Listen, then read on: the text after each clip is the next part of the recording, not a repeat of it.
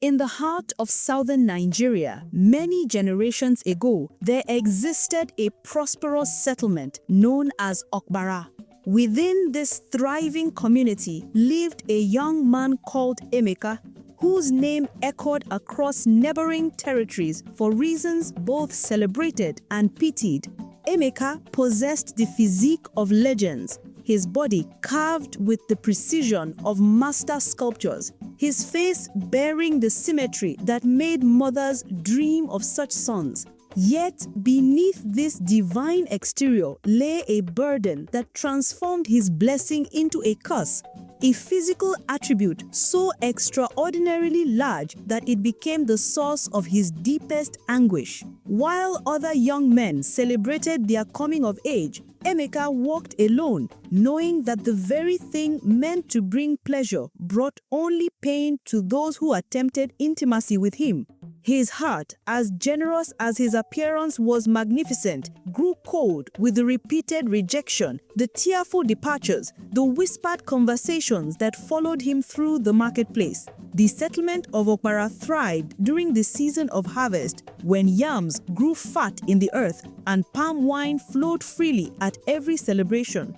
It was during one such festive period that Emeka decided to pursue Zainab, the maiden whose beauty had become the subject of countless praise songs. Young men from distant villages arrived bearing gifts of coral beads and woven cloth, each hoping to win her favor.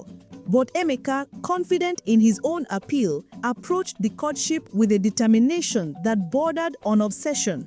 Every dawn found him stationed beneath the ancient Iroko tree that stood guard over Zainab's family compound, his voice rising in melodious declarations of devotion. The songs he sang spoke of mountains he would move, rivers he would cross, enemies he would vanquish, all for the privilege of calling her his own. Children would gather to listen, their parents pausing in their morning routines to appreciate the spectacle. He showered her family with presents, fine pottery from the northern traders, smoked fish from the delta regions, and lengths of fabric that shimmered like water under moonlight.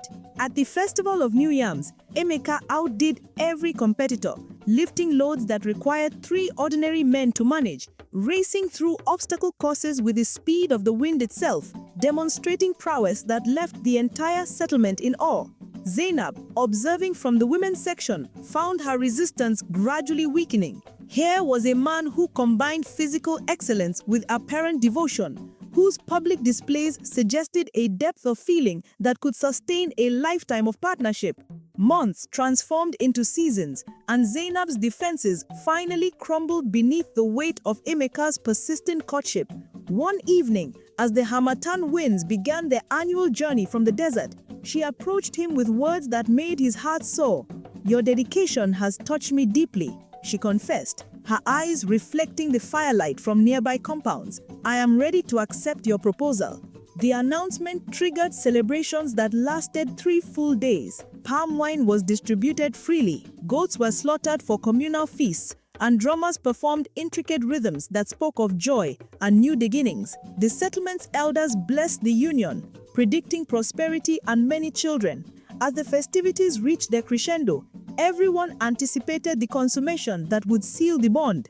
But when darkness fell and privacy embraced the couple, terror replaced anticipation. Zainab, confronted with the reality of Emeka's extraordinary endowment, felt fear grip her throat like cold fingers. The size was beyond anything she had imagined, beyond anything that seemed humanly possible. Panic overwhelmed reason, and before Emeka could offer words of comfort or reassurance, she fled into the night, her screams shattering the peaceful atmosphere like breaking pottery. The settlement, still awake from the celebrations, witnessed her desperate flight. Within moments, the news spread like wildfire through dry grass. By morning, every household knew of the scandal. Whispers followed Emeka everywhere, sympathetic yet devastating, kind yet crushing. Some elders suggested consulting the oracle, believing supernatural forces were at play. Others recommended herbal treatments from the settlement's most skilled medicine man. Despite the humiliation, despite the public nature of his shame, Emeka's feelings for Zainab remained unchanged, a constant ache that refused to diminish. For countless moons, Emeka continued his attempts at reconciliation, his songs now tinged with melancholy rather than triumph. But Zainab remained hidden, her heart closed to further discussions. Eventually, she accepted the proposal of a wealthy trader from a neighboring settlement, becoming his fourth wife in exchange for security and the promise of a normal domestic life. Her departure left Emeka hollow, a shell of his former confidence. Then catastrophe struck Okpara with unexpected ferocity. The sacred spring that provided water for drinking, farming, and all essential activities suddenly ceased flowing. The earth where water once bubbled became cracked and barren. Crops withered, livestock grew weak, and desperation gripped the settlement like a strangling vine. The elders gathered in emergency council, their faces grave with concern as they consulted ancient texts and sought guidance from the spirit world. After days of divination and sacrifice, the settlement's high priestess emerged with a startling proclamation. A man of exceptional strength and unusual physical blessing shall restore life to the waters, she declared, her voice carrying the weight of ancestral authority. The description pointed unmistakably to Emeka. What the settlement had viewed as a curse now appeared to be divine design, a unique qualification for an extraordinary task. Miraculously, water began trickling from the earth, then flowing, then gushing with renewed vigor. The spring had returned, more abundant than before. Cheers erupted from the gathered crowd, their voices creating a thunderous expression of relief and gratitude. Emeka had saved them all. News of this miraculous intervention traveled far beyond Okpara's boundaries. Visitors arrived from distant kingdoms, bringing lavish gifts and seeking audiences with the man who commanded such power. The paramount ruler of the region appointed Emeka to his inner council, granting him land and title befitting his new status. Traders competed to sell their finest goods in his compound. Yet, despite the wealth, despite the fame, despite the constant attention, Emeka remained fundamentally alone, unable to find a partner who could share his life completely. Meanwhile, in the powerful kingdom of Asaba, Princess Adaeze suffered under her own unique affliction. A vengeful oracle, angered by her father's refusal to grant certain privileges, had cursed the princess with an impossible condition. No ordinary man could ever satisfy her physically or emotionally unless the ancestors themselves intervened to provide a specifically matched partner. This curse left her isolated despite her royal status, watching her peers marry and bear children while she remained trapped in solitary existence. King Okonkwo, Adaeze's father, had built his reputation on military conquest and administrative brilliance. But age and illness were finally claiming their due. As he lay on his deathbed, surrounded by the trappings of power that now seemed meaningless, he summoned his daughter. "My time approaches its end," he told her, his voice weak but determined. "Ask of me one final wish, and if it lies within mortal ability, I shall grant it." Adaeze had heard the stories of Emeka, tales that had traveled across territorial boundaries and sparked imagination throughout the region. "Father," she began carefully, "there exists a man in Okpara settlement, one whom people say the ancestors have specially blessed. His name is Emeka. I request that you summon him here, for I believe he may be the answer to breaking my curse." The dying king agreed immediately, dispatching his fastest messengers with instructions to bring Emeka to Asaba. But Emeka, grown cautious from past betrayals and wary of unfamiliar kingdoms bearing sudden interest, declined the invitation. After urgent consultation, Princess Adaeze convinced her father that they must travel to Okpara themselves, demonstrating the sincerity of their interest through personal effort.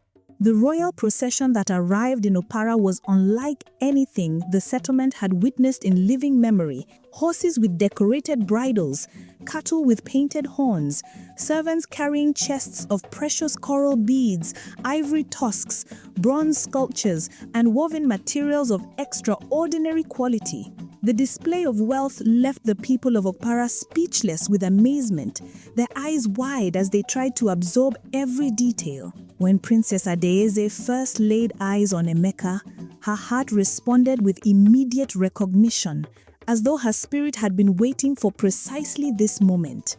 Emeka felt an identical pull, a magnetic attraction that transcended physical appearance or social status. He insisted the princess and her father occupy his finest accommodations, promising detailed conversations once everyone had rested from the journey.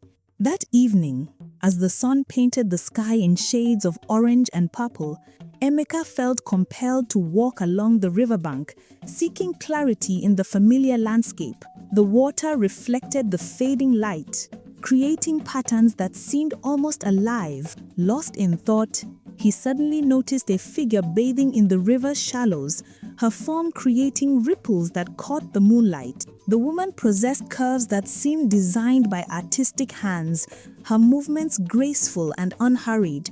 Emeka found himself moving closer, drawn by an attraction he couldn't name or resist. Without conscious decision, he removed his clothes and entered the water, the cool liquid rising around his body as he approached the mysterious bather.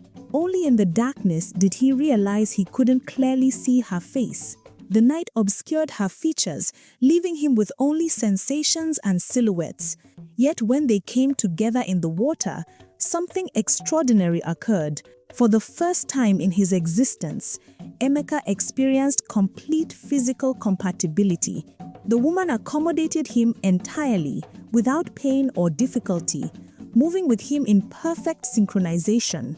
The encounter was brief but profound, leaving Emeka shaken to his core. As suddenly as she had appeared, the woman vanished into the darkness, ignoring his calls and leaving him alone in the water with only memories of impossible perfection. He returned to his compound in a daze, unable to sleep, convinced he had somehow crossed into the spirit realm and encountered a divine being. The next morning, both kings met formally in Emeka's large compound, surrounded by elders from both communities and curious villagers who packed every available space. King Okonkwo, looking remarkably stronger than the previous day, rose to address the assembly. His voice carried authority, despite his physical frailty. "People of Okpara," he began, his words measured and clear, "and to your honorable king, I extend greetings from Asaba. It is said that a single tree cannot make a forest, and today I stand among a mighty forest of wisdom and nobility. I have come seeking Emeka, whose reputation has reached even our distant kingdom, a man whose character shines as brightly as his capabilities." The crowd murmured appreciatively, hanging on every word. King Okonkwo continued, speaking of his daughter's situation with carefully chosen language that preserved her dignity while explaining their purpose. Emeka listened intently, his mind still partly occupied with thoughts of the mysterious river encounter. When it came time for Emeka to respond, he stood tall, his presence commanding immediate silence and attention. He spoke of unity and strength, of communities supporting one another, of the bonds that transcend individual settlements. His words were eloquent and thoughtful, demonstrating the wisdom that accompanied his physical gifts. Then, needing to clear his conscience before proceeding further, Emeka recounted the previous night's experience. He described the walk to the river, the mysterious woman, the profound connection, and her sudden disappearance. He spoke honestly about his conviction that he must have encountered a spirit, for no mortal woman had ever accommodated him so perfectly. As he finished speaking, Princess Adaeze rose from her seat, tears streaming down her face. The silence that fell was absolute, every person present holding their breath in anticipation. "I must confess," she said, her voice trembling with emotion, "I was that woman by the river. I too felt drawn there last night, unable to sleep, seeking peace in familiar rituals of water and moonlight. When you saw me approaching, something told me to remain,